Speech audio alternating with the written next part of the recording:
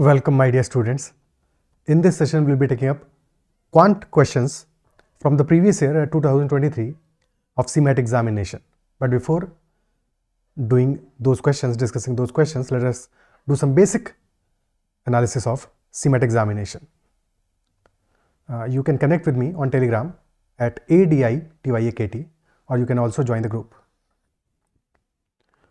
As far as CMAT exam is concerned, examination duration is 180 minutes, and in 180 minutes there are total 100 questions in 5 sections. Sections are quantitative techniques and data interpretation, logical reasoning, then language comprehension and verbal ability, general awareness, and innovation and entrepreneurship. There are 5 sections, but as such there is no sectional timing, so that is there. You can switch between sections anytime you feel like. And there is plus 4 marks for a correct answer and -1 negative marking for an incorrect answer. In 2023, in QADI section, there were 15 questions from quant and 5 DI questions were there. There was one set. And in logical reasoning, obviously बाकी सब में 20 questions थे. और tentatively in language comprehension VA, language comprehension पे 14 questions थे, comprehension में 14 questions थे और 6 questions were from verbal ability. But this can fluctuate. This all can fluctuate. Even DI वाला case में भी they can be 5, 6, 7 or whatsoever questions. But overall 20 questions रहेंगे QADI section से, that is for sure. और questions were from easy to moderate. In general, easy from all these sets. Syllabus wise, this is the cutoff for respective colleges. Tentative cutoffs हैं, expected values हैं. These are all the colleges and few of the colleges जो कि CMAT के through admissions लेते हैं. बाकी there is a detailed list. I will share that in comments or in the description of the video. This is the syllabus for QADI, basically complete mathematics as such. But main prominent questions are some from algebra, from equations, and PNC probability. Probability is more prominent, and then complete arithmetic. This is logical reasoning section, जिसमें कि कुछ topics को हम discuss करेंगे. Then comprehension, general awareness, and then last but not least innovation and entrepreneurship. अगर time रहा तो we'll also discuss a few topics of this particular section as well. Start करते हैं session को. पहला question लेते हैं. First question is, if m, a and t are distinct positive integers such that m into a into t is 1947, then which of the following is the maximum possible value of m plus a plus t? m, a, t distinct positive integers हैं और हमें maximum possible value of m plus a plus t find out करना है. सबसे पहले तो factorize करने की कोशिश करते हैं. 1947 के factors कौन कौन से होंगे? Odd है, क्या ये 3 से divisible है? 9 plus 1 10 plus 11 21. Yes, divisible by 3 है. 3 से divide किया, कितना बचा? 649. No, 649 is not divisible by 3. Not divisible by 3. 7 से divisible भी नहीं है. 11 से divisible है क्या? ना, 11 से भी divisible. हाँ, 11 से divisible है. So 11 से divide करेंगे, this will become 3 into 11 into 649. 11 into 59. So 3 into 11 into 59. These are the 3 factors. Now ये हो सकता है कि m is equal to 3, a is equal to 11 and t is equal to 59. In that case value क्या आएगा? 59 plus 11 plus 3, that is 73. But question में हमसे पूछ रहा है मैक्सिमम पॉसिबल वैल्यू क्या होगी. अगर मैक्सिमम पॉसिबल वैल्यू करना है तो हमें एक वैल्यू को बहुत ज़्यादा मैक्सिमम करना पड़ेगा जितना हम मैक्सिमम पॉसिबल कर सकते हो, और बाकी वैल्यूज को एज स्मॉल एज पॉसिबल करना पड़ेगा. सो 1947 को we can also write as 1947 into 1 into 1, and in that case एक वैल्यू आ जाएगा 1947, 1 आ जाएगा एक वैल्यू और एक और वैल्यू 1 आ जाएगा. बट पॉइंट ये है, यहाँ पे प्रॉब्लम क्या होगा, क्योंकि हमें डिस्टिंक्ट पॉजिटिव इंटीजर्स चाहिए, यानी कि सारे के सारे डिस्टिंक्ट होने चाहिए. अदरवाइज हमारा आंसर हो जाता 1949. अगर मैक्सिमम पॉसिबल वैल्यू पूछता क्वेश्चन इन जनरल और डिस्टिंक्ट नहीं मेंशन होता क्वेश्चन में, तो आंसर होता 1949. But since all have to be distinct as well, तो दो के दोनों 1 नहीं हो सकते. ए और टी दोनों 1 नहीं हो सकते हमारे. तो फिर हमें किसी एक को सबसे छोटी वैल्यू करना पड़ेगा, which can be in this case 3. तो एक वैल्यू 1 हो जाए, एक वैल्यू 3 हो जाए, and the other value should be 649. So our answer will be 649 plus 4, that is 653. Answer will be option C. Is this clear? क्या अप्रोच क्लियर होता है? ठीक है, नेक्स्ट क्वेश्चन पे चलते हैं। क्वेश्चन नंबर 2, let S N represent the sum of digits of natural number N, for example S of 128 is equal to 1 + 2 + 8 that is 11। तो सम ऑफ डिजिट्स है, जो फंक्शन है ये सम ऑफ डिजिट्स बता रहा है। तो what will be sum of digits of 2 to the power 6 into 3 to the power 4 into 5 to the power 5। Now pause the video and think about it कि इसका आंसर क्या होना चाहिए। ओके, सबसे पहले सबसे आसान तरीका, सिंस यहाँ पे 3 हमें मेंशन्ड है, 3 to the power 4 है, 3 to the power 4 है, which implies that this is divisible by 9। पहली चीज ये क्लिक करनी चाहिए, क्योंकि अगर this is divisible by 9 definitely sum of digits divisible by 9 होगा, भाई 9 का डिविजिबिलिटी वही है, और सम ऑफ डिजिट्स अगर डिविजिबल बाई 9 होगा तो हमारा एक ही ऑप्शन मैच कर रहा है, that is option number A which is 9। So answer clearly option number A हो जाएगा। इसके बाद कुछ भी करने की इस क्वेश्चन में जरूरत नहीं है हमको। क्या ये बात अप्रिशिएट कर पा रहे हो? ठीक है, सो सबसे आसान तरीका तो ये हुआ, बट जस्ट इन केस अगर 2 ऑप्शन होते जो कि मैच करते, यानी कि 9 के मल्टीपल होते, या फिर नन ऑफ दीज एक ऑप्शन होता, तो फिर उस केस में तो हमें काउंट करना पड़ता। तो काउंट करना भी आना चाहिए, और इस केस में कुछ ना कुछ तो ऐसा होगा जिससे कि हम काउंटिंग कर पाए। पूरा वैल्यू कैलकुलेट तो नहीं करना होगा for sure. You can observe that 2 to the power 6 है और 5 to the power 5 है, और 2 into 5 is equal to 10। तो 2 और 5 के यहाँ कितने पेयर बन पाएंगे? This will become 2 to the power 1 into 2 to the power 5 into 5 to the power 5। तो 2 into 5 से 10 to the power 5 हो जाएगा। So this will become 2 into 10 to the power 5, और बचा है हमारा कितना? 3 to the power 4। तो इफेक्टिवली ये नंबर हो गया 3 to the power 4 is 81, 81 into 2 into 10 to the power 5। Now this is 81 into 2 162, और बाद में 5 zeros। Sum of digits will be equal to 6 + 2 + 1 which is equal to 9 only. So answer clearly 9 है, but just in case अगर option ज़्यादा होते या question कुछ और होता, 3 to the power 4 की जगह कुछ और होता, किसी और नंबर की पावर 3 या 4 या जो भी नंबर होता, तो हम क्लियरली इस अप्रोच से सॉल्व करते। क्लियर है? ओके, नेक्स्ट क्वेश्चन पे चलते हैं। Question is, A and B started the business with the investment of rupees 4500 and rupees 2700 respectively. You have to find the share of profit of A in the total annual profit of rupees 256. So since यहाँ पे investment की value दी है, तो probably same time के लिए invest किया होगा, क्योंकि टाइम की कहीं पे वैल्यू गिवन नहीं है, और अगर टाइम सेम है इन्वेस्टमेंट का, तो profit distribution will be proportional to the investment value. और ए का इन्वेस्टमेंट है 4500, बी का है 2700। सो रेशियो आ जाएगा 4500 is to 2700। 900 से काटेंगे, दिस विल बिकम 5:3। टोटल है 5 + 3 8 यूनिट्स। टोटल प्रॉफिट अगर 8 यूनिट्स है, तो 8 units is equal to 256। So 1 unit will be equal to 32, and hence profit of A will be equal to 5 into 32 which is equal to 160 rupees. Option C.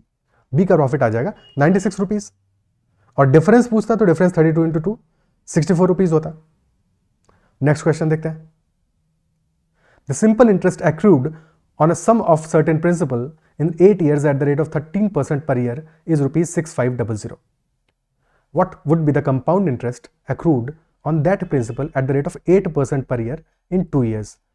2 years में 8% per year पे compound interest कितना आएगा, that is the question. और given हमको क्या है कि 8 years में 13% पर एनम से सिंपल इंटरेस्ट बन रहा है 6500 rupees.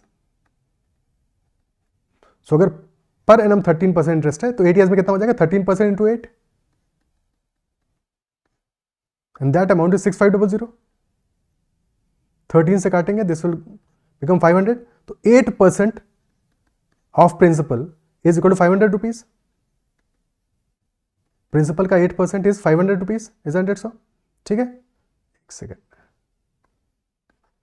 8% of principal is 500 rupees.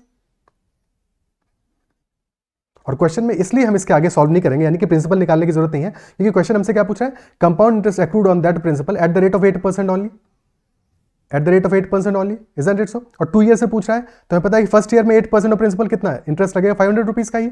Second year में भी 500 रुपीज का इंटरेस्ट लगेगा। सेकंड ईयर में बस एक और डिफरेंस आएगा, जो फर्स्ट ईयर का इंटरेस्ट आया है उस पर भी इंटरेस्ट मिलने वाला है, यानी कि 500 का 8% that will be additional interest, and that will be 40 rupees. तो टोटल इंटरेस्ट की वैल्यू आ जाएगी हमारी 1040। Option A. Is this clear? Principal निकालने की कोई जरूरत नहीं, क्योंकि 8% ही निकालना था आपको। जस्ट इन केस 8% की बजाय अगर कोई और वैल्यू होता, तब भी अगर 8% से हम उसको सॉल्व कर पाते, तो प्रिंसिपल तब भी नहीं निकालते। फॉर एग्जाम्पल अगर हमें निकालना होता 12%, तो हमें पता है 8% अगर 500 रुपीज़ है तो 12% हो जाता है 750। नेक्स्ट ईयर भी लगता है 750 और फिर 750 का 12% विच विल बी 15 का 6%, सॉरी 1500 का 6% या 15 into 6 that will B 90 rupees. तब हमारा आंसर ये हो जाता है। क्लियर है? ठीक है, फिलहाल इस क्वेश्चन में तो 8% ही है। नेक्स्ट क्वेश्चन करते हैं। Average of A, B and C is 11, average of C, D and E is 17, average of E and F is 22 and average of E and C is 17. So what is the average of A, B, C, D, E, F? Somehow ये equations बना के अंत में solve हो रही होंगी, adjust करना होगा, मैनेज करना होगा उनको। और अगर A, B, C का एवरेज 11 है तो सम होगा A plus B plus C, that will be equal to 11 into 3 33। Similarly अगर C, D, E का एवरेज 17 है तो सम होगा 17 इंटू 3 51। E और F का एवरेज अगर 22 है तो सम होगा 44 एंड E एंड C का if average is 17 sum will be 34। Now we need to find out A, B, C, D, E, F। अगर हम इन दोनों इक्वेशंस को ऐड करते हैं तो C 2 बार ऐड हो जाएगा, अगर तीनों इक्वेशंस को ऐड करते हैं तो E भी 2 बार ऐड हो जाएगा, A, B, C, D, E, F तो ऐड होगा, एडिशनली C और E एक बार और एक्स्ट्रा ऐड हो जाएंगे।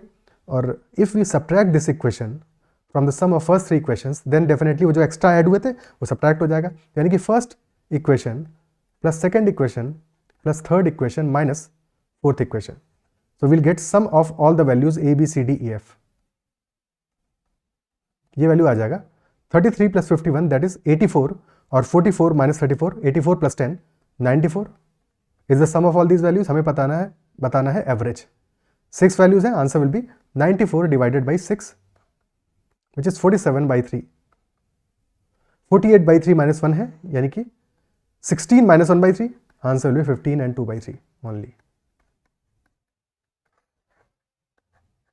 Option A. क्लियर? ओके, ठीक है। Next question.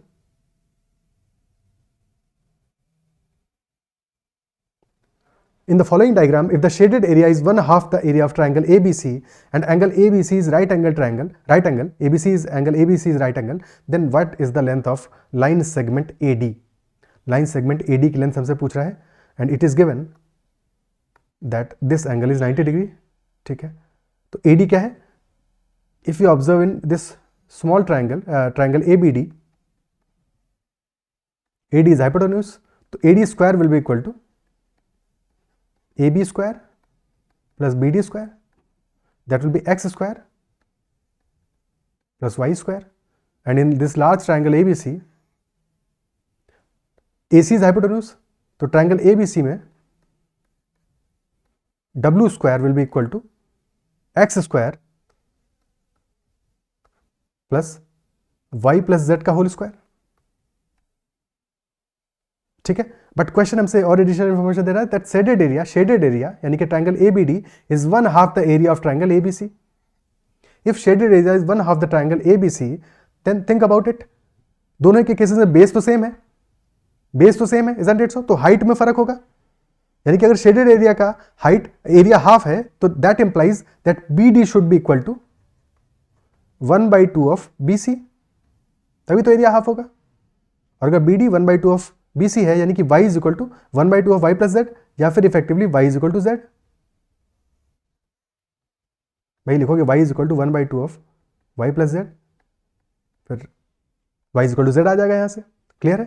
तो इस इक्वेशन में अगर पुट करेंगे y is equal to z को पुट कर दें तो this will become W square will become x square plus 2y का whole square which is x square plus 4y square, और क्वेश्चन में निकालना है AD square. So from here we can find out that x square is equal to W square minus 4y square, और इसको put किया अपनी equation में। So this becomes AD square becomes W square minus 4y square plus y square which is equal to W square minus 3y square। So our answer will be option C, W square minus 3y square का square root. Is it clear? ठीक है, तो answer आ जाएगा option C। Next question पे चलते हैं। Next question is, Anil traveled 300 kilometers by bus and 200 kilometers by taxi. For this it took him 5 hours and 30 minutes. However, if he travels 260 kilometers by bus and 240 kilometers by taxi, then he takes 6 minutes more, यानी कि 5 hours में 36 minute लगते हैं second case में। तो first case में है 300 kilometres by bus, तो अगर बस का speed is equal to B तो टाइम लगेगा 300 बाई B, प्लस 200 बाई टी, अगर टैक्सी का जो स्पीड है दैट इज टी, ठीक है। तो b इज स्पीड ऑफ बस एंड टैक्सी का स्पीड इज टी। इक्वेशन बन गया हमारा 5 hours 36, 5 hours 30 मिनट लग रहे हैं, यानी कि 5 and 1/2 which is 11/2 hours। Second case में है, however if he travels 260 kilometre bye बस, तो 260 बाई बी टाइम लगेगा, plus 240 kilometre bye taxi, 240 by T time लगेगा, और टोटल टाइम है 6 मिनट्स एक्स्ट्रा, यानी कि 11/2 प्लस 6 मिनट्स विच इज 1/10, 1/10, तो we can write 11/2 as 55/10 plus 1/10, this will be equal to 56/10। Clear है। हमको चाहिए क्या है इस क्वेश्चन में, स्पीड ऑफ द बस चाहिए, यानी कि बी की वैल्यू फाइंड आउट करनी है। तो एक तरीका तो ये है विच इज बेटर अप्रोच कि टी को हम समहाउ एलिमिनेट कर दें दोनों इक्वेशन से, टी को एलिमिनेट कर दें। अगर फर्स्ट वाले में न्यूमरेटर में आ रहा है हमारा 200 टी के साथ में, और सेकंड में आ रहा है 240, दोनों कैल्सियम आएगा 1200, तो फर्स्ट में अगर हम मल्टीप्लाई कर दें 6 से फर्स्ट इक्वेशन में, और सेकंड में मल्टीप्लाई कर दें हम 5 से, फर्स्ट में मल्टीप्लाई किया 6 से, सेकंड में मल्टीप्लाई किया है 5 से, और अब फर्स्ट इक्वेशन में से अगर सेकंड इक्वेशन को सब्ट्रैक्ट कर दें तो दिस विल बिकम 6 इंटू, ये पोर्शन तो कैंसिल आउट हो गया, 6 इंटू 300 1800 माइनस 5 इंटू 260 1300, 1800 माइनस 1300, यानी कि 500 upon B will be equal to 6 into 11/2, that will become 66/2, या फिर 330/10 minus 5 into 56 280/10, so this becomes 50/10 which is equal to 5, and hence b will be equal to 500/5 which is nothing but 100 kilometre per hour. तो question हो गया solve, खत्म। Clear? Okay, ठीक है, कोई समस्या?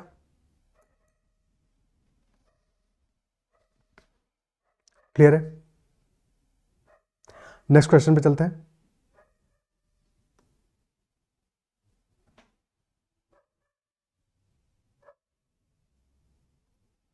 The least number of square tiles required to pave the floor of a room of length 15 meter 91 centimeter and 9, that is the length is 15 meter 91 centimeter and breadth is 9 meter 46 centimeter. So what should be the number of tiles? Square tiles है, 1591 centimeter is the length and 946 centimeter is the breadth, और हमें square tiles use करनी है, which implies कि जो tile का dimension होगा, क्योंकि इंटीजर नंबर ऑफ टाइल्स हम ले रहे हैं, तो जो टाइल का डायमेंशन होगा वो 1591 और 946 का एलसीएम बोलो, एचसीएफ होना चाहिए, हाईएस्ट कॉमन फैक्टर होना चाहिए, दोनों का फैक्टर होना चाहिए, इजंट इट सो? फैक्टर होना चाहिए, और हाईएस्ट कॉमन फैक्टर होगा तभी least number of tiles use होंगी, जितनी बड़ी से बड़ी टाइल हो, वरना सबसे छोटी तो क्या है 1 सेंटीमीटर बाई 1 सेंटीमीटर की ले लो, या उससे भी छोटी ले लो, ठीक है। तो सबसे छोटी पूछने का तो मतलब ही नहीं है, सबसे बड़ी टाइल पूछने का मतलब है, ठीक है। सो सबसे बड़ी टाइल क्या होगी, वही पूछा ही गया, I mean least number of square tiles कितनी लगेंगी, तो HCF of these two values you need to find out, 1591 and 946। अब एक तरीका तो ये इनका हम फैक्टर निकालें क्या क्या होंगे, ठीक है, बट ज्यादा बेटर तरीका हमेशा क्या होगा कि अगर डिफरेंस से हम एचसीएफ निकाल सकें, क्योंकि जो एचसीएफ इनका होगा, जो फैक्टर दोनों का होगा, वो इनके डिफरेंस का भी फैक्टर होगा, और डिफरेंस कितना आ रहा है, डिफरेंस इन दोनों के बीच में आ रहा है 645। अब जो 645 का फैक्टर होगा वो 946 का भी फैक्टर होगा, और वो इन दोनों के डिफरेंस का ही फैक्टर होगा। इनका डिफरेंस कितना आ रहा है 301, 301 इंटू 2 इज 602, और 602 और 645 के बीच का डिफरेंस है 43, तो 43 विल बी द एचसीएफ। तो कितना प्यारा तरीका है, हमने एचसीएफ निकाल लिया, अदरवाइज 43 तक पहुंचने में बहुत टाइम लग जाता, ठीक है, या फिर मे बी शायद यहाँ पे नहीं 3 से डिविजिबल तो है नहीं पहला वाला नंबर, ठीक है, तो टाइम लगता थोड़ा सा। एनीवे 43 हमारा एचसीएफ आ गया। क्लियर है? अप्रिशिएट कर पा रहे हो इसको, ठीक है। सो अब हमें निकालना है कि कितनी टाइल्स लगेंगी, तो 43 से डिवाइड कर देते हैं दोनों वैल्यूज को, क्योंकि 43/43 एरिया होगा, ठीक है। तो क्लियरली अगर ऐसे नहीं समझ में आ रहा है तो ऐसे समझ लो, ये है, ठीक है। तो 43 से डिवाइड किया, कितना आएंगे, लेंथ में कितनी लगेंगी और फिर ब्रेड्थ में कितनी लगेंगी, क्या वैल्यू आएगा, 43 से ये जाएगा 30 टाइम्स तो 1290 हो गया, और फिर बचा 301, तो यानी कि 37, क्योंकि 3 7 आर लास्ट में 1 आएगा, 37 will be the answer.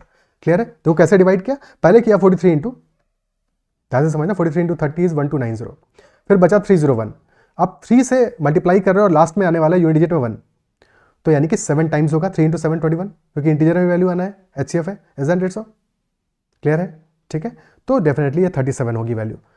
Similarly अगर हम यहाँ पे बात करें, सो 43 इंटू 20 इज 860, और फिर लास्ट में 6 आ रहा है, तो 3 × 2 22, 37 × 22 विच इज 740 + 74, तो 814 will be our answer, option A. क्योंकि एग्जाम में इन सब चीज़ों में छोटी छोटी चीज़ें हैं जिनको कैलकुलेशन में अगर ध्यान रखोगे तो कैलकुलेशन आसानी से होगा और गलती भी नहीं होगी। अदरवाइज गलती होने का भी स्कोप रहता है कि कोई नंबर मिस हो जाए, कहीं पे कोई कैलकुलेशन में एरर कर दो, और साथ में वो सही तरीका भी नहीं है, स्मार्ट अप्रोच भी नहीं है। क्लियर है? ठीक है, अगर सेशन पसंद आ रहा है तो उसको लाइक ज़रूर करना है, और अगर अब तक चैनल को सब्सक्राइब नहीं किया है तो ज़रूर कर लीजिएगा। नेक्स्ट क्वेश्चन को करते हैं। Next is find the range of values of real number x for which the inequality x + 2 × x + 5 is greater than 40 holds. Inequality x + 2 × x + 5 that is greater than 40। तो मल्टीप्लाई कर देंगे इन दोनों values को, तो x² + 5x + 2x + 10 is greater than 40, यानी कि x² + 7x + 10 is greater than 40। 40 left hand side पे आ जाएगा, तो x² + 7x - 30 is greater than 0। 7 को 2 पार्ट में ब्रेक करना है, so this will become x² + 10x - 3x - 30 and that is greater than 0। So x + 10 × x - 3 is greater than 0। Critical points आए हमारे -10 and 3। For x greater than 3 both of these brackets will be positive, तो positive value आएगा। x less than -10 में दोनों negative होंगे तब भी positive आएगा, और बीच में दिस विल बी निगेटिव। हमें चाहिए पॉजिटिव, यानी कि x शुड बी इधर लेस देन -10 और x is greater than 3। This will be our solution set. कौन सा ऑप्शन मैच कर रहा है? ऑप्शन ए में है 10 वैल्यू दिया है, तो ये तो आंसर नहीं है, -10 नहीं है, कंफ्यूज करने के लिए दिया हुआ है। सी भी तो आंसर ही नहीं हो सकते, डी में भी 10 है, ये भी नहीं हो सकता। डेफिनेटली ऑप्शन बी आंसर हो जाएगा, because for this portion complete answer तो नहीं है, ठीक है, कंप्लीट रेंज नहीं है, बट रेंज का एक पोर्शन दिया है 3 to ∞, x ग्रेटर देन 3 पे डेफिनेटली पॉजिटिव आ रहा है, so our answer will be option B. Clear है? बट कंप्लीट नहीं है, इनकम्प्लीट है, आधा पोर्शन दिया, आधा पोर्शन नहीं दिया हुआ है, ठीक है, बट आंसर तो होगा। नेक्स्ट क्वेश्चन करते हैं। Which of the following statements are true? Option A, statement number A is if x is to y is 3:1 then x³ - y³ is 1011। Okay, so think about it. अगर हमें ratio दिया है सिर्फ, तो हम उस रेशियो से कैसे डिफरेंस पता लगा सकते हैं क्यूब का? x³ - y³ कैसे पता लगा सकते हैं? कैन नॉट बी डिटरमाइंड होगा, तो दिस इज डेफिनेटली फॉल्स। सिर्फ रेशियो से we can not identify this value. Is it clear? Definitely A तो फॉल्स है, और अगर ए फॉल्स है तो ना तो ए आंसर हो सकता है, ना बी हो सकता है, ना ही डी हो सकता है, तो आंसर तो अपना सी है। खत्म हो गया अपना सवाल, ठीक है, क्लियर है? तो question is very easy, but B और सी को भी एक बार चेक कर लेते हैं। सही होंगे ये तो पता है, बिकॉज आंसर तो ऑप्शन सी है अपना। बी कह रहा है x = y + 12, x = y is 3:2। तो दोनों के बीच का जो डिफरेंस है दैट इज 1 यूनिट का, और x is y + 12, यानी कि this 1 unit is equal to 12, this is equal to 12। तो यहां से वैल्यू क्या आ जाएगा? x is larger than y, तो x आ जाएगा 3 यूनिट्स यानी कि 36, और y आ जाएगा 24। Is it clear? ठीक है, ऐसे क्वेश्चन में एक छोटी सी चीज और याद रखनी है। क्लियर है? ठीक है, कोई दिक्कत नहीं। और z is to y is 1:3, z is to y है 1:3, और y दिया है 24, तो अगर 3 यूनिट 24 के बराबर है तो 1 यूनिट हो जाएगा 8 के बराबर, तो z is equal to 8, and hence z + x आ जाएगा 8 + 36 विच इज 44, तो of course second statement is true. Third is 3x is equal to 8y, अगर 3x is equal to 8y है यानी x/y हो जाएगा 8/3, and 5y is equal to 9z, तो y/z हो जाएगा 9/5। क्वेश्चन ने पूछा है x/z, तो x/z दोनों को मल्टीप्लाई करके आएगा हमारा, दोनों को मल्टीप्लाई कर दोगे तो y कैंसिल आउट हो जाएगा, x/z आ जाएगा 8/3 इंटू 9/5, 8 × 3 24/5, और दिया है 72/15। ऑफकोर्स न्यूमरेटर और डिनोमिनेटर में 3 से मल्टीप्लाई कर दोगे तो कोई रेशियो में फर्क थोड़ी पड़ना है, 72/15 ही आ जाएगा। बेसिकली यहाँ पे इन्होंने कैंसिल आउट नहीं किया था, स्ट्रेट अवे लिख दिया था, ठीक है। तो बी और सी दोनों ही ट्रू हो गए हमारे, as we already found out initially as well. Next question करते हैं। Given below are two statements. अब ये देखो, इसमें सीमैट में कई सारे क्वेश्चन हैं जहाँ पे कि एक क्वेश्चन में 2-2, 3-3 सवाल दिए हुए हैं, ठीक है, एक ही क्वेश्चन में 2-2, 3-3 सवाल दिए हुए हैं। There are 6 question, 6 such question. चलो स्टार्ट करते हैं, सेकंड क्वेश्चन को करते हैं। सेकंड क्वेश्चन कह रहा है, statement 1, the difference between the cost price and sale price of an article is ₹240, if profit is 20%, then selling price is equal to what? Is equal to ₹1440। Check करना है कि ये ट्रू है, correct है या नहीं है। सो प्रॉफिट 20% है और 20% होता है 1/5, यानी कि CP cost price is equal to 5 units, तो सेलिंग प्राइस हो जाएगा 5 + 1 6 यूनिट्स। और डिफरेंस दिया है, यानी कि 1 यूनिट की वैल्यू दी है, प्रॉफिट की वैल्यू दी है, प्रॉफिट है ₹240 और सेलिंग प्राइस पूछ रहा है विच इज 6 यूनिट्स, तो हो जाएगा 6 × 240 which will be 1440। So this is obviously correct. Clear है? बाकी इतना करने की ऐसे जरूरत नहीं थी। प्रॉफिट दिया है 20% विच इज 1/5 और प्रॉफिट की वैल्यू भी दी है, क्योंकि कॉस्ट प्राइस और सेल प्राइस का डिफरेंस क्या है, प्रॉफिट ही तो होता है। प्रॉफिट इज 240, तो 240 इज द प्रॉफिट और 20% है, यानी कि यहां से कॉस्ट प्राइस कितना आ जाएगा 1200। So selling price will be 1200 + 240 यानी कि 1440। Statement 2, if the cost price of 10 DVDs is equal to selling price of 7 DVDs, यानी कि 10 times the CP of a DVD is equal to 7 times the selling price of a DVD। तो यहां से CP और SP का ratio आ जाएगा, cost price और selling price का रेशियो आ जाएगा, दैट इज 7/10, यानी कि अगर कॉस्ट प्राइस 7 है तो सेलिंग प्राइस 10 है, प्रॉफिट होगा 3 यूनिट्स। सो प्रॉफिट परसेंटेज कितना आ जाएगा, profit upon cost price, profit अगर 3 यूनिट है, कॉस्ट प्राइस 7 यूनिट है, तो 3/7 इज द प्रॉफिट परसेंटेज, और प्रॉफिट परसेंटेज हो जाएगा 3/7 will be 42 and 6/7%, because 1/7 is what 14.28 या 14 एंड 2/7%। ठीक है, तो both statements are correct and hence answer will be both are correct, option A. एक सवाल में 2 सवाल, बाय 1 गेट 1 फ्री। ठीक है, नेक्स्ट क्वेश्चन करते हैं। Next is again given below are 2 statements. Statement 1 is saying a bag contains 10 white and 10 red face masks which are all mixed up. The fewest number of face masks you can take from a bag without looking and be sure to get a pair of the same color is equal to 3. Is equal to 3. So is this statement correct or not? ये सही है या नहीं है? Pause the video and think about it. Thus 10 white face masks are there, 10 red face masks are there. अब अगर तुमने पहला फेस मास्क, हमें ऐसे किसी भी केस में जब भी ऐसा फ्यूएस्ट या मिनिमम वाला केस निकालना होगा तो हम हमेशा क्या लेंगे, वर्स्ट केस सिनारियो लेंगे। सबसे खराब सिनारियो, अपनी किस्मत सबसे खराब हुई तभी गारंटी मानी जाएगी कि तब भी वही सेम चीज़ हो जो क्वेश्चन में पूछी गई है। ठीक है, पक्का हो, वही हमारा आंसर होगा। तो अगर हमने पहला फेस मास्क निकाला, ओके, फर्स्ट फेस मास्क निकालेंगे तब तो ऑब्वियसली एक ही निकला है, तो पेयर तो बनेगा नहीं। अब जब पहला लेटेस्ट से हमारा व्हाइट निकला, अगर सेकंड हमारा व्हाइट निकल आया तो सेकंड में ही पेयर बन जाएगा, बट हमें क्योंकि वर्स्ट के सिनारियो लेना है तो सेकंड लेटेस्ट से रेड निकला, 2 ही कलर के हैं, एक व्हाइट 10 व्हाइट है 10 रेड है, पहला व्हाइट निकला सेकंड रेड निकला, थर्ड या तो व्हाइट निकलेगा तो पेयर बन जाएगा, रेड निकलेगा तो भी पेयर बन जाएगा, तो थर्ड हमारा चाहे व्हाइट निकले या रेड निकले, दोनों ही केसेस में बनना तो पेयर है ही है। तो आंसर डेफिनेटली विल बी 3 कि minimum number of face mask such that even if you are not looking you will be certain that a pair of the same colour will be drawn, that is equal to 3. तो first तो correct है। Second, minimum number of students needed in a class to guarantee that there are at least 6 students whose birthdays fall in the same month is equal to 61. Again, pause the video and think about it whether this statement is correct or not. बहुत ही प्यारा, बहुत ही अच्छा सवाल है और simple भी है काफी, but pause the video and think about it.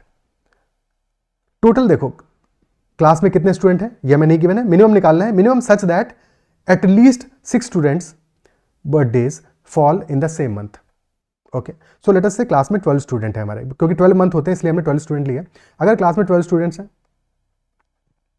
तो it is very much possible कि हर एक स्टूडेंट का बर्थडे अलग अलग मंथ पे पड़े।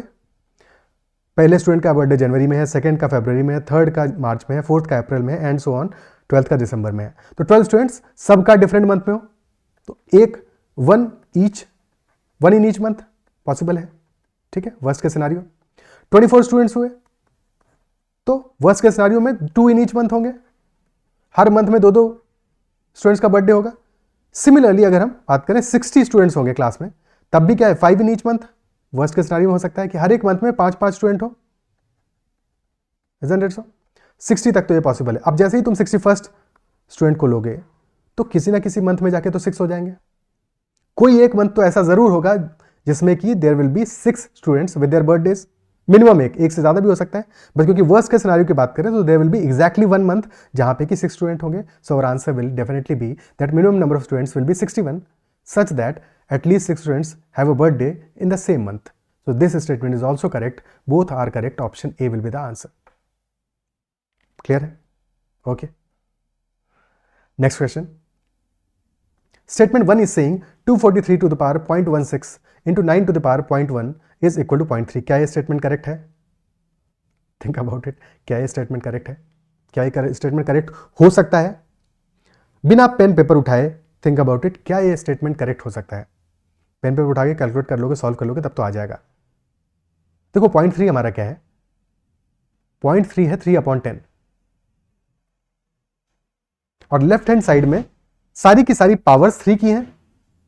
लेफ्ट हैंड साइड में सारी की सारी पावर्स 3 की हैं, तो ना तो कहीं पे 2 की पावर है, ना तो कहीं पे 5 की पावर है.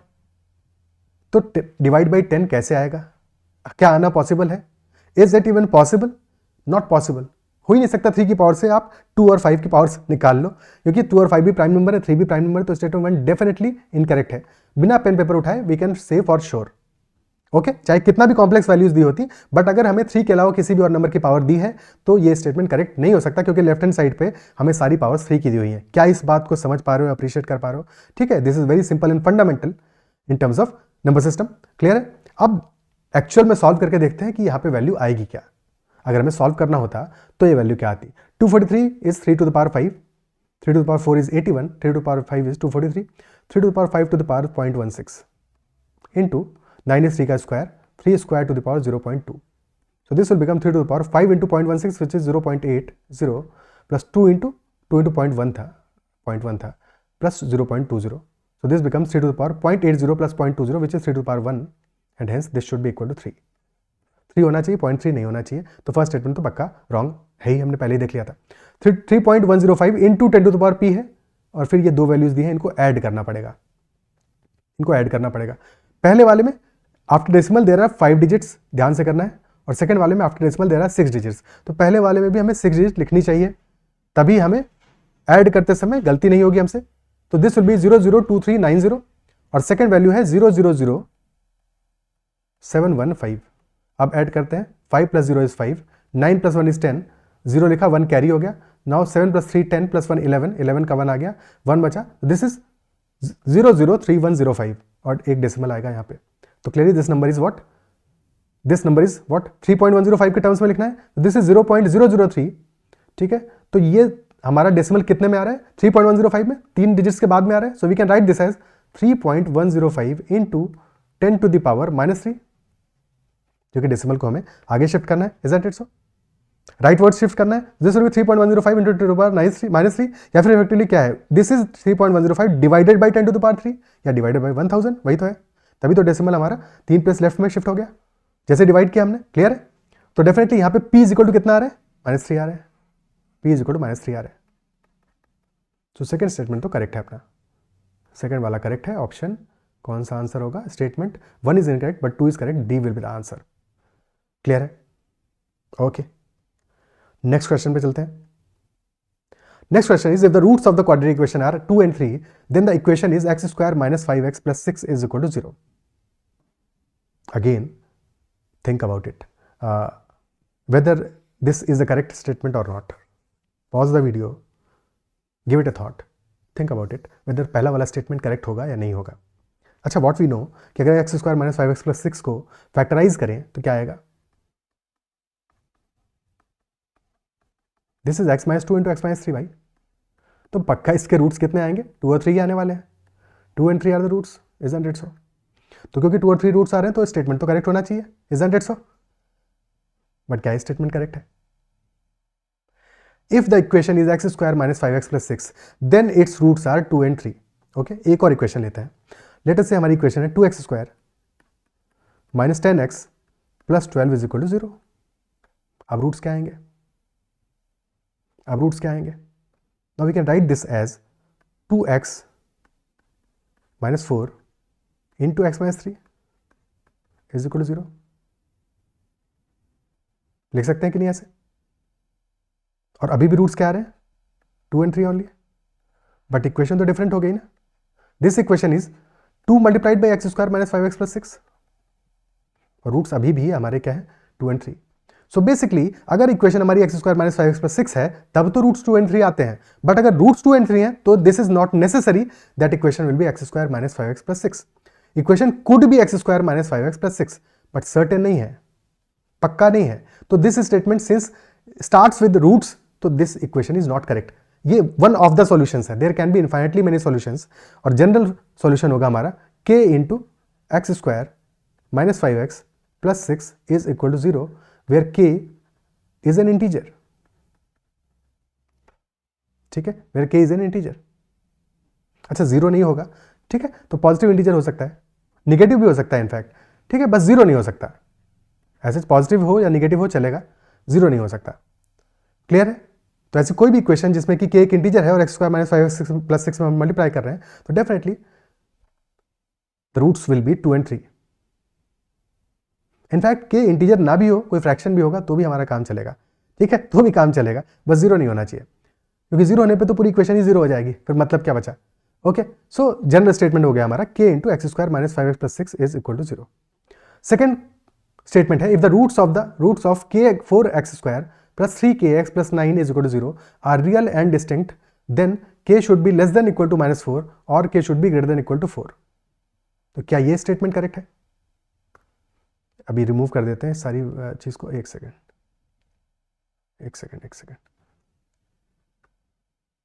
हाँ, ओके, सो सेकंड स्टेटमेंट हमारा कह रहा है, फर्स्ट तो डेफिनेटली नॉट करेक्ट है। सेकंड कह रहा है रूट्स अगर 4x square plus 3kx plus 9 is equal to 0 के रूट्स अगर रियल और डिस्टिंक्ट हैं, देन कंडीशन दिया है k पे, और अगर रूट्स रियल और डिस्टिंक्ट हैं तो मतलब क्या हुआ, that discriminant d which is b square minus 4ac this should be positive, greater than 0 होना चाहिए। रियल होना है तो ग्रेटर देन 0 होना चाहिए, ग्रेटर देन इक्वल टू 0 होना चाहिए, और डिस्टिंक्ट होने के लिए ग्रेटर देन 0 होना चाहिए, क्योंकि जब इक्वल टू 0 हो जाएगा डिस्क्रिमिनेंट तो रूट्स हमारे इक्वल आ जाएंगे, वहां पे इक्वल टू 0 होने के लिए रूट्स इक्वल आ जाएंगे। Is it clear? ठीक है, तो एक्चुअल में क्योंकि ग्रेटर देन 0 है तो हमारा जो इनइक्वालिटी भी आएगा आंसर में वो भी इनइक्वालिटी के फॉर्म में ही आना चाहिए, लेस देन इक्वल टू या ग्रेटर देन इक्वल टू के फॉर्म में नहीं आना चाहिए। इसको देख के ही by the looks of it ही लग रहा है कि ये स्टेटमेंट करेक्ट नहीं होगा, बट एक बार इसको सॉल्व कर लेते हैं फिर भी। सो 3k का whole square minus 4 into 4, a is 4 and c is 9, this is greater than 0, this becomes 9k square minus 9 into 16 is greater than 0, यानी कि k स्क्वायर माइनस 16, क्योंकि 9 तो नहीं है, 9 तो ऑब्वियसली रिमूव कर सकते हैं, हटा सकते हैं उसको, ठीक है, क्योंकि 9 पॉजिटिव नंबर है एनी केस, तो k square minus 16 is greater than 0, ये हमारी कंडीशन आ गई। और k स्क्वायर माइनस 16 कब पॉजिटिव होगा, जबकि k या तो हमारा लेस देन माइनस 4 हो और या फिर k ग्रेटर देन 4 हो। So our answer in this case will be, equality नहीं रहेगी, इसलिए सेकंड स्टेटमेंट भी हमारा इनकरेक्ट है। Both statements are incorrect, option B will be the answer. अगर इनइक्वालिटी दी होती और इक्वालिटी ना दिया होता, मतलब k लेस देन माइनस 4 दिया होता तो फिर आंसर हो जाता, और k ग्रेटर देन 4 दिया होता तो फिर डेफिनेटली सेकंड वाला स्टेटमेंट करेक्ट होता, बट यहाँ पे नहीं है। तो both statements are partially in the correct direction, but correct है नहीं है। ठीक है, क्लियर है? नेक्स्ट क्वेश्चन, और कंफ्यूज करने के लिए बहुत ही अच्छा सवाल है, बिकॉज एग्जाम में बहुत सारे लोग इसको गलत करोगे, स्पेशली फर्स्ट स्टेटमेंट को, सेकंड में तो फिर भी पकड़ लोगे, फर्स्ट को ज़्यादा गलत करने की पॉसिबिलिटी है। नेक्स्ट क्वेश्चन, और इस क्वेश्चन, ये जो क्वेश्चन हम डिस्कस कर रहे हैं, ये इस क्वेश्चन में एक्चुअल में एग्जाम में डिस्क्रिपेंसी था और इस वजह से क्वेश्चन को एग्जाम में स्क्रैप कर दिया गया था, तो कुछ इन्फॉर्मेशन मैंने इसकी चेंज की है सो दैट ये क्वेश्चन सॉल्वेबल बन सके, और ऐसा क्वेश्चन अगर दोबारा एग्जाम में आता है तो हम इसको सॉल्व कर पाएँ, क्योंकि अच्छा सवाल है, टाइम टेकिंग है, समझने में दिक्कत हो सकता है। ठीक है, तो अच्छा सवाल है, इसको डेफिनेटली डिस्कस करना जरूरी था, तो मैंने वैल्यूज थोड़ा बहुत चेंज किया है सो दैट सॉल्व कर सकें इसको। स्टेटमेंट 1 कह रहा है, let A and B be two events such that P A, यानी probability of A is equal to 0.6, probability of B is equal to 0.2, probability of A such that B is given, यानी कि conditional probability दिया है कि probability of A upon B, यानी कि be given है तब ए की प्रोबेबिलिटी, ठीक है, is 0.5। Probability of A by B means probability of A when B occurs। ठीक है, सो A की होने की प्रोबेबिलिटी है 0.6 या फिर 60% है, ऐसे समझ लो कि 60% है या 0.6 है, जैसे भी समझो। ठीक है, probability of B is 0.2 and probability of A when B occurs is 0.5, और B कब अगर कर रहा है 0.2 टाइम्स, 0.2 टाइम्स या फिर 20% टाइम्स। ठीक है, 20% टाइम्स, तो एज सच अगर हम परसेंटेज में इसको देखें तो probability of A is 60%, probability of B is 20%, probability of A when B occurs is 50%, और probability of A complement A C क्या है, A dash as such A dash अगर दिया होता है, ए डैश यानी कि probability 1 minus probability of A, ठीक है, this is probability of A dash happening and when B dash has occurred, या फिर बी नहीं हुआ है तब, ठीक है। तो थोड़ा सा टिपिकल वैल्यूज हैं, समझते हैं इसको, समझने की कोशिश करते हैं। सो ए हो रहा है 60% of the times, Venn diagram से समझते हैं। बी हो रहा है 20% of the times,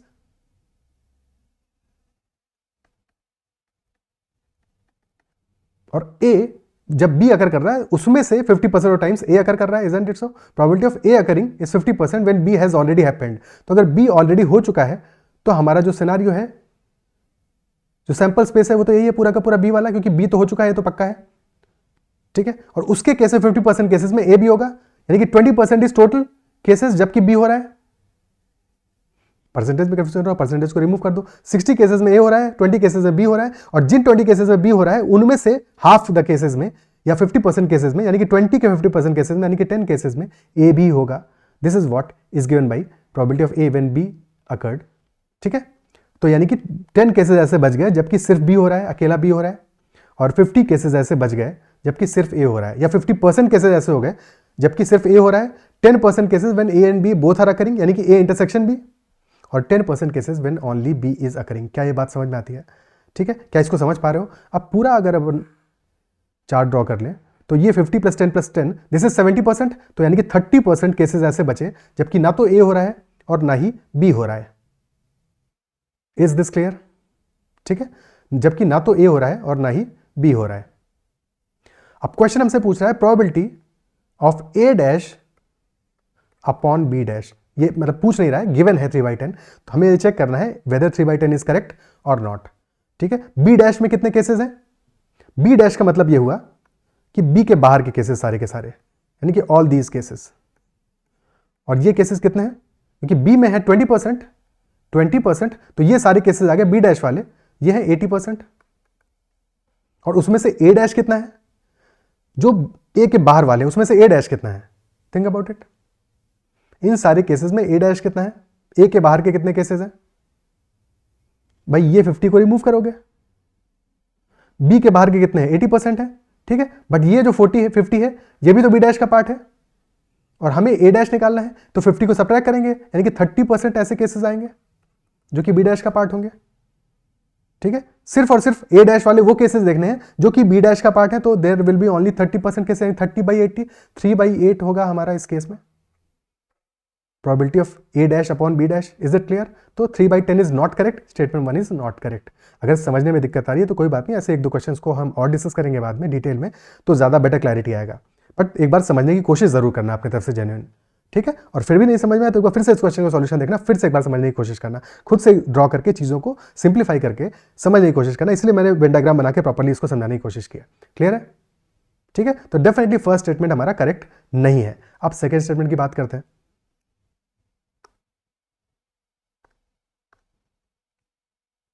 Second statement is let A and B be two events such that same कहानी 0.2, 0.4, A यूनियन B की गिवन है 0.6, और फिर पूछा है probability of A when B occurs is 3/10। क्या ये स्टेटमेंट करेक्ट है? पॉज करके एक बार पहले खुद से सोचो, क्या ये स्टेटमेंट करेक्ट होगा? Probability of A is 0.2, probability of B is 0.4 and probability of A union B is 0.6। अब क्या ये जो 0.6 आ रहा है, isn't it 0.2 plus 0.4? Isn't it so? Which is probability of A plus probability of B। और ideally probability of A union B कितना होता है? Probability of A plus probability of B minus probability of A intersection B। जब A और B दोनों अकर करेंगे, वो A में भी काउंट होगा, B में भी काउंट होगा, तो उसको एक बार सब्ट्रैक्ट करना पड़ेगा। बट क्योंकि ये वैल्यू हमारी इतने में ही आ जा रही है, that implies that probability of A intersection B is equal to 0। यानी कि ऐसा एक भी इवेंट नहीं है, ऐसा एक भी केस नहीं है जबकि ए और बी दोनों साथ में हो रहे हो, दोनों इवेंट साथ में हो रहे हो, isn't it so? So it is not possible in this case. A और बी कंप्लीटली सेपरेटली हो रहे हैं। तो अगर हम इसका वेन डायग्राम बनाएंगे, this will be like this कि A is occurring in 20% cases, B is occurring in 40% cases, but बिल्कुल अलग अलग केसेस हैं वो। और अगर ऐसा है तो फिर probability of A occurring such that B occurs, this will be equal to 0, not possible. Because जब बी होगा तो ए नहीं होगा, जब ए होगा तो बी नहीं होगा, तो पॉसिबल ही नहीं है ये तो तो definitely that probability will be equal to 0. तो सेकंड स्टेटमेंट में हमारा करेक्ट नहीं है, फर्स्ट भी करेक्ट नहीं है, सेकंड भी करेक्ट नहीं है, answer will be both statements are incorrect, option B. Clear है? अप्रिशिएट कर पा रहे हो इस बात को? ठीक है. So this was the last question of the set. 15 question है, हमने डिटेल में डिस्कस किए. आई बिलीव कि सेशन में आपको बहुत मजा आया होगा, क्वेश्चन समझ में आएंगे, बहुत सारा नया लर्निंग होगा, अच्छे क्वेश्चंस भी थे. और अगर सेशन पसंद आया तो उसको लाइक जरूर करना है. अगर चैनल को अब तक सब्सक्राइब नहीं किया है तो जरूर कर लीजिएगा. साथ में you can also connect with me on Telegram as well as you can join the group as well. ठीक है. That's all for this session. Bye bye, take care. और ऐसे ही और भी सेट्स हम सॉल्व करते रहेंगे, तो स्टे ट्यून्ड. फिर मिलते हैं अगले सेशन में.